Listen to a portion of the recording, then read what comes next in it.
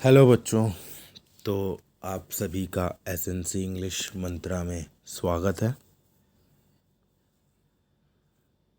ये जो मैंने चैनल बनाया है ये उन बच्चों के लिए है जो कहीं बाहर पढ़ना अफोर्ड नहीं कर सकते हैं। ठीक है। तो मैं इस चैनल के माध्यम से 10th क्लास का पूरा सिलेबस कवर करूँगा। स्टार्ट हम लिटरेचर से करेंगे जिसके अंदर हमारी 2 बुक्स हैं, फर्स्ट फ्लाइट और footprint without feet.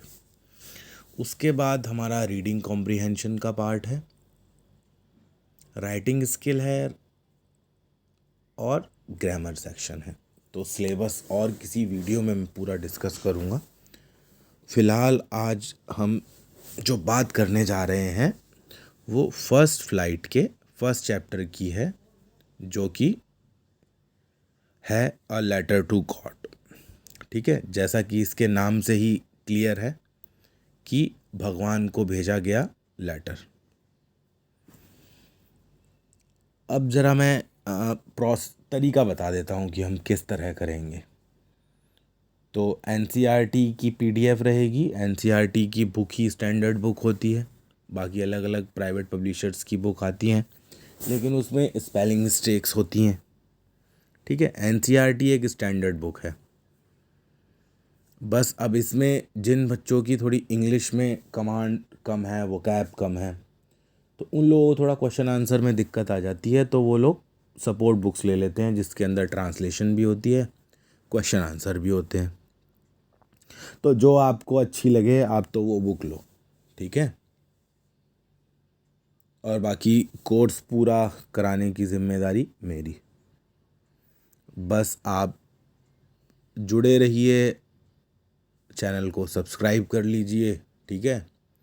Notification bell icon को प्रेस कर दीजिए, तो जब भी कोई नया चैप्टर होगा तो उसका आपको नोटिफिकेशन आ जाएगा, या कोई जब हम नया टॉपिक करेंगे। फ़िलहाल अभी मैं सोच रहा हूँ कि फर्स्ट फ्लाइट से शुरू करते हैं, 2 चैप्टर इसके करेंगे, फिर फुटप्रिंट विदाउट फीट को देखेंगे। मतलब धीरे धीरे मिक्स चीज़ें करते जाएंगे। तो मेरी कोशिश रहेगी कि जो एग्ज़ाम होने वाला है अभी, उससे पहले मैं आपका जो भी सिलेबस है ना फर्स्ट टर्म का मान लो, उसको मैं पूरा करा दूँ। बाकी रिस्पॉन्स के ऊपर रहेगा कि आप लोगों का कैसा रिस्पॉन्स रहता है, उसके हिसाब से फिर देखते हैं। रिस्पॉन्स अच्छा रहा, मोटिवेशन मिला हमें भी, तो फिर और अच्छा करने की कोशिश करेंगे। ठीक है। तो चलो अब स्टार्ट करते हैं चैप्टर जिसका नाम है अ लेटर टू गॉड। अब इस कहानी का जो मेन कैरेक्टर है, ठीक है, जो सेंट्रल कैरेक्टर है जिसको प्रोटैगनिस्ट कहते हैं, वो है लैंचो।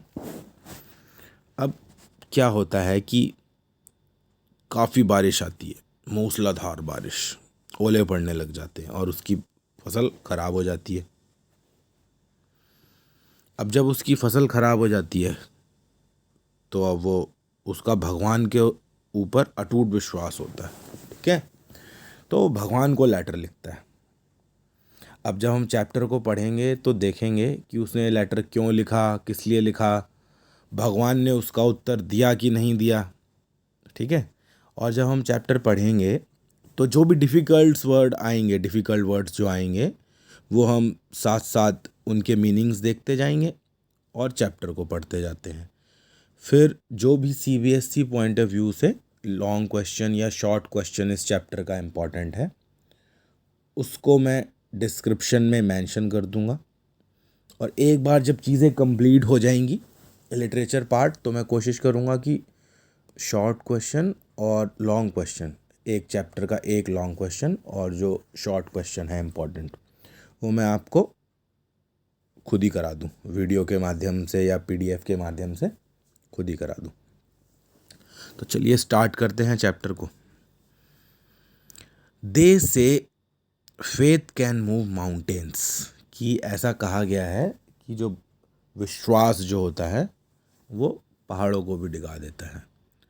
But what should we put our faith in, this is the question this story delicately poses. Lencho is a farmer who writes a letter to God. तो अब यहाँ पर जो मेन कैरेक्टर है वो कौन है? लैंचो. और उसका प्रोफेशन क्या है? वो फार्मर है. और वो भगवान को लेटर लिखता है जब उसकी फसल जो है वो ख़राब हो जाती है. Crops are ruined. रुइंड का मतलब नष्ट हो जाना, ख़राब हो जाना. अब वो भगवान से हेल्प मांगता है और क्या कहता है कि मुझे 100 पैसोस चाहिए. 100 पैसोस की भगवान मदद कर दो मेरी हो गई है फसल ख़राब. Does Lencho's letter reach God. क्या लैंचो का जो लेटर है वो भगवान तक पहुंचता है? Does God send him the money. क्या जो गॉड हैं वो लैंचो को पैसे भेजते हैं? ठीक है, तो चलिए अब स्टोरी को आगे बढ़ाते हैं थोड़ा. अभी एक्टिविटी वगैरह दी हुई है तो इसको पढ़कर डिस्कस कर टाइम ना वेस्ट करते हुए स्टोरी की ओर आगे बढ़ते हैं हम. ठीक है. The house the only one in the entire valley set on the crest of a low hill. कि जो उसका घर था वो कहाँ पर था? टॉप ऑफ अ हिल था. क्रेस्ट मतलब टॉप ऑफ द हिल, मान लो कि पहाड़ की चोटी पर. From this height, one could see the river and the field of ripe corn dotted with the flowers that always promised a good harvest. ठीक है. अब वहाँ से इतनी ऊंचाई से क्या दिखता था? रिवर दिखती थी, फील्ड दिखती थी जिसको खेत कहते हैं, मक्का का खेत, ripe corn. The only thing the earth needed was a downpour और एट लीस्ट अ शार. अब बस किसकी ज़रूरत थी? कि भाई बारिश हो जाए, कि कम से कम या बौछारी पड़ जाए.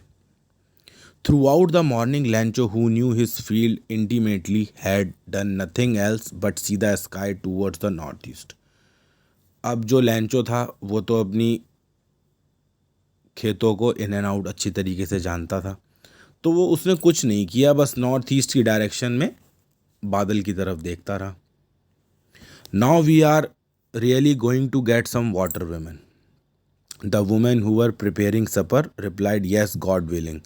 The older boys were working in the field. अब जो बड़े लड़के थे वो काम कर रहे थे फील्ड में. While the smaller ones were playing near the house. और जो छोटे बच्चे थे वो खेल रहे थे कहाँ पर? घर के पास. Until the women called to them all. जब तक कि उनको औरतों ने बुला नहीं लिया. Come for dinner. डिनर के लिए आ जाओ. ठीक है.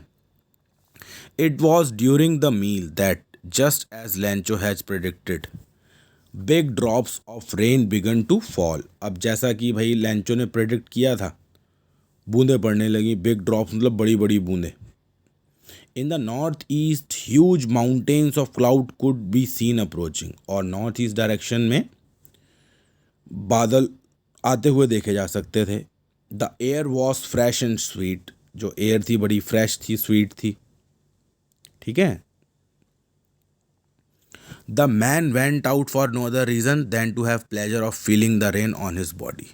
अब कई लोग तो जैसे अब अच्छा मौसम है ना तो बाहर निकल पड़ते हैं बारिश में, तो भाई अब कोई रीज़न नहीं था, बस जो बारिश की फीलिंग थी बॉडी में लेने के लिए वो लोग बाहर निकल पड़ते. And when he return he exclaimed, these aren't rain drops falling from the sky, they are new coins. कि ये रेन ड्रॉप नहीं है, ये ऊपर से कॉइन बरस रहे हैं. The big drops are 10 cent pieces and the little ones are 5. कि ये पैसों से तुलना कर रखी है उसकी. ठीक है, कि ये 10 cent पीसेस हैं और ये लिटिल वन 5 हैं. कि ये बड़े वाले 10 के हैं और छोटे वाले 5 के हैं. With a satisfied expression, he regarded the field of ripe corn with its flower draped in a curtain of rain. But suddenly a strong wind began to blow. अचानक से क्या होता है कि बहुत तेज़ हवा चलने लगती है. And along with the rain, very large hailstones begins to fall. अब क्या होता है? बारिश तो भाई हो ही रही थी, अचानक से ओले पड़ने लगते. These truly did resemble new silver coins. और ये किसको रिजेंबल कर रहे थे? रिजेंबल मतलब उसके जैसे दिखना, तो ये सिल्वर कॉइन की तरह रिजेंबल कर रहे थे. The boys exposing themselves to the rain ran out to collect the frozen pearls. बच्चे होते हैं तो वो जैसे बूंदे हैं ना, जम जाती हैं मोती की तरह, तो उनको पकड़ने के लिए, इकट्ठा करने के लिए जाते हैं। It is really getting bad now. कहता है कि भाई ये तो सिचुएशन गड़बड़ हो रही है। एक बंदा कहता है I hope it passes quickly. वो कहता है भाई मैं तो उम्मीद करता हूँ कि जल्दी ख़त्म हो जाए ये। It did not pass quickly. लेकिन क्या होता है कि जल्दी ख़त्म नहीं होता। For an hour the hail rained on the house, the garden, the hillside, the cornfield, on the whole valley. और हर जगह, मतलब हिल साइड हो, चाहे गार्डन हो, चाहे कॉर्न की फील्ड हो, हर जगह ओले ओले। और जो फील्ड थी ऐसी वाइट सी हो जाती है कि जैसे कि उसको सॉल्ट ने कवर कर दिया हो, पूरी नमक की जैसे लेयर सी बिछ गई हो। Not a leaf remained on the trees. और जो वो पेड़ थे उन पे नहीं बची एक पत्ती भी। The corn was totally destroy. जो मक्का था बिल्कुल नष्ट हो गया। The flowers were gone from the plants. Lencho soul was filled with sadness. अब भाई लैंचो बहुत दुखी हो गया बेचारा। When the storm had passed, he stood in the middle. He stood in the middle of the field and said to his son, a plague of locusts would have left more than this. कहता कि इतना तो जो locust क्या होते हैं, टिड्डियाँ जो होती है ना, इतना तो नुकसान वो भी नहीं पहुंचाती जितना इस बारिश ने कर दिया। काम खराब और इन ओलों ने कर दिया। The hail has left nothing. कुछ नहीं बचा था। तो क्या कहते हैं कि this year we will have no corn. अब भाई इस साल कोई फसल ही नहीं होगी। All our work for nothing, that night was a sorrowful one. मतलब बड़ी दुख भरी रात थी। There is no one who can help us. ऐसा कोई भी नहीं है जो हमारी मदद कर सके। We will all go hungry this year. और हम सारे भूखे ही रहेंगे लगता है। क्वेश्चंस को बाद में डिस्कस करेंगे, ठीक है। और मैं वर्ड टू वर्ड नहीं बता रहा हूँ, एक तरह से बस स्टोरी ही बताए दे रहा हूँ, पढ़े दे रहा हूँ वर्ड टू वर्ड। बाकी समझ आ जाएगी। जिस किसी को समझना है तो मुझे कमेंट करके बता देना, तो उस पार्ट को मैं दोबारा बता दूंगा, ठीक है। जो चीज़ समझना है पूछ लेना।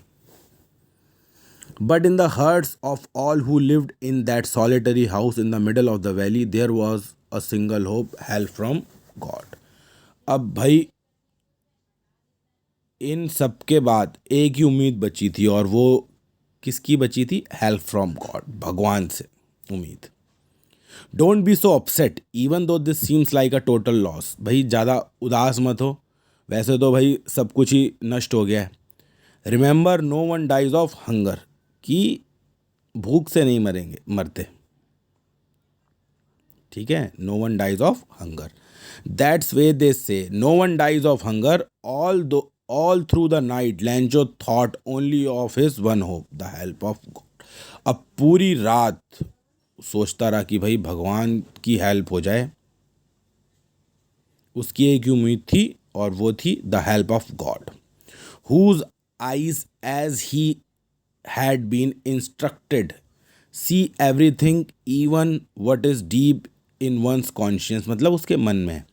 लैंचो was an ox of a man working like animal in the field. कि मतलब ऑक्स ये नहीं कि मतलब वो बैल था, कि बहुत मेहनत करता था, like an animal in the field, अपने खेतों में। But still he knew how to write. अब वो मेहनती तो था, लिखता भी था, लेकिन ये नहीं है कि वो पढ़ा लिखा नहीं था, उसको लिखना आता था। He knew how to write. The following Sunday at day break he began to write a letter which he himself would carry to town. अब उसने संडे को, जो आगे संडे आया, उसने संडे के दिन उसने वो लेटर लिखा, और फिर उसको खुद ही टाउन में ले गया and place in the mail, और डाक में भेज दिया। It was nothing less than a letter to God. और कुछ ज़्यादा विशेष नहीं था, बस उसमें लेटर टू गॉड लिखा हुआ था। God he wrote. अब उसने लेटर में लिखा क्या, ये देखते हैं। God he wrote, if you don't help me, अगर आप मेरी मदद नहीं करोगे, my family and I will go hungry this year, कि मेरा परिवार और मैं इस साल भूखे ही रह जाएंगे भगवान। I need 100 pesos in order to sow my field again. और दोबारा से बुआई करने के लिए खेतों में भगवान मुझे 100 पैसोज की ज़रूरत है। And to live until the crop come. अब मैं इस 100 पैसोज से क्या करूँगा, फसल को दोबारा बो दूँगा, ठीक है। और जब तक फसल नहीं आती है नहीं, तो जब तक मेरा खर्चा भी चल जाएगा। बिकॉज द हेल स्टॉर्म, क्योंकि वो जो ओले पड़े उससे फिर वो पूरा अपना मेंशन कर देता है। He wrote to God on the envelope. और एनवेलप में क्या लिखता है कि टू गॉड, भगवान के लिए, भगवान को। Put the letter inside and still troubled went to town at the post office. He placed a stamp on the letter and dropped it into the mail box. अब वो जाता है टाउन में, पोस्ट ऑफिस में जाता है, stamp लगाता है। स्टैम्प क्या, डाक टिकट लगाता है, और उसको लेटर बॉक्स में, मेल बॉक्स में डाल देता है।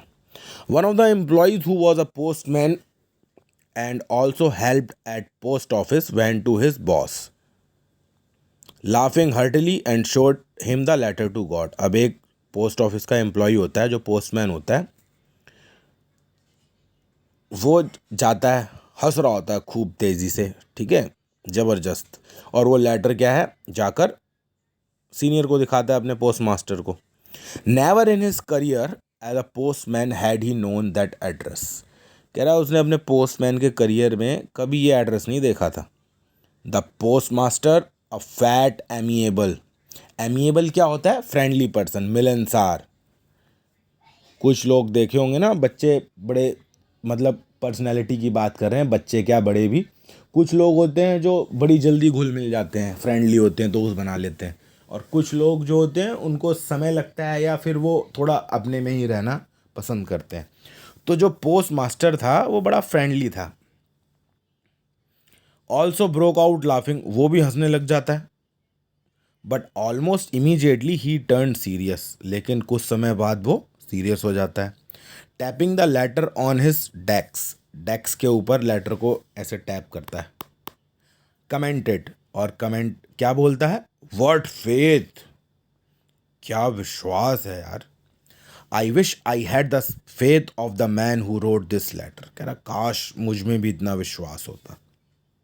Starting up a correspondence with God, भगवान के साथ पत्राचार, भगवान को लेटर लिख रहा है भाई।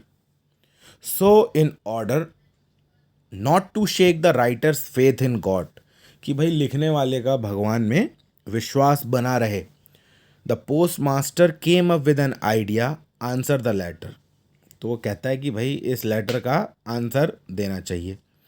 But when he opened it, it was evident to answer it he needed something more than goodwill, ink and paper. कह रहा है कि खाली गुडविल से काम नहीं चलेगा। जब उसने लेटर को पढ़ा, उसमें भाई खाली इंक और पेपर से काम नहीं चलता। क्यों? But he stuck to his resolution, जो उसने सोचा था उसका solution. He ask for money from his employ. अब उसने अपने एम्प्लॉयज से पैसे मांगे। अब देखो एक क्वेश्चन यहां से बनता है कि why it was evident that to answer it needed something more than goodwill, ink and paper. कि भाई इस लेटर का आंसर करने के लिए पेन पेपर से भी ज़्यादा किस चीज़ की ज़रूरत थी, क्या चाहिए था? तो वो तो पैसे मांगे थे उसने, तो पैसे की ज़रूरत थी, इसलिए पेन और पेपर से काम नहीं चलना था खाली। वरना आंसर देना होता तो आंसर तो भाई लिख के दे देते, ठीक है। बात तो मेन मुद्दा क्या था, पैसा था। अब जो दूसरे एम्प्लॉयज़ थे, काम करने वाले थे पोस्ट ऑफिस में, तो उन्होंने कलेक्शन की। He himself gave part of his salary, वो अपनी सैलरी का पार्ट, अपनी सैलरी में से एक हिस्सा दे देता है। And several friends of his were oblige to give something for an act of charity. और जो दूसरे भी उसके फ्रेंड होते हैं पोस्ट मास्टर के, तो सब मतलब चैरिटी करने के लिए, दान करने के लिए कुछ ना कुछ दे देते हैं। It was impossible for him to gather together the 100 pesos, लेकिन इतनी मेहनत की बेचारों ने, फिर भी वो 100 पैसोस का जुगाड़ नहीं कर पाए। So he was able to send the farmer only little more than half, तो लगभग आधे से थोड़ा सा ज़्यादा ही वो भेज पाए फार्मर को। He put the money in an envelope addressed to Lancho with it a letter containing only a single word as signature God. अब उन्होंने क्या पैसे को रखा एनवेलप के अंदर और एड्रेस उसको मतलब भेजा किसको, लैंचो को, और सिग्नेचर में क्या लिख दिया, गॉड, सिंगल वर्ड में. The following Sunday Lencho came a bit earlier than usual to ask if there was a letter for him. अब भाई अगले संडे जब आता है तो लैंचो थोड़ा जल्दी आ जाता है पोस्ट ऑफिस में और पूछता है कि कोई उसके लिए लेटर आया है. It was the postman himself who handed the letter to him. अब पोस्टमैन खुद वो लेटर पोस्ट मास्टर को दे देता है और उसको लैंचो को दे देता है. While the post master experiencing the contentment of a man who has performed a good deed. और जो पोस्ट मास्टर होता है वो उसको देख रहा होता है. अब जब हम कोई अच्छा काम करते हैं तो एक सेटिस्फैक्शन आती है ना चेहरे पर, मतलब कि मैंने कुछ अच्छा काम किया है. तो पोस्ट मास्टर के चेहरे से वही सेटिस्फैक्शन झलक रही थी, संतुष्टि जिसको कहते हैं, अच्छी फीलिंग कि मैंने कुछ अच्छा काम किया है. गुड डीड मतलब अच्छा काम करना, और वो अपने ऑफिस से उसको देख रहा होता है. लैंचो showed not the slightest surprise on seeing the money. अब लैंचो को तो भाई थोड़ा सा भी हैरानी नहीं होती है जब वो पैसे को देखता है, उसका भगवान में इतना विश्वास था. But he became angry when he counted the money.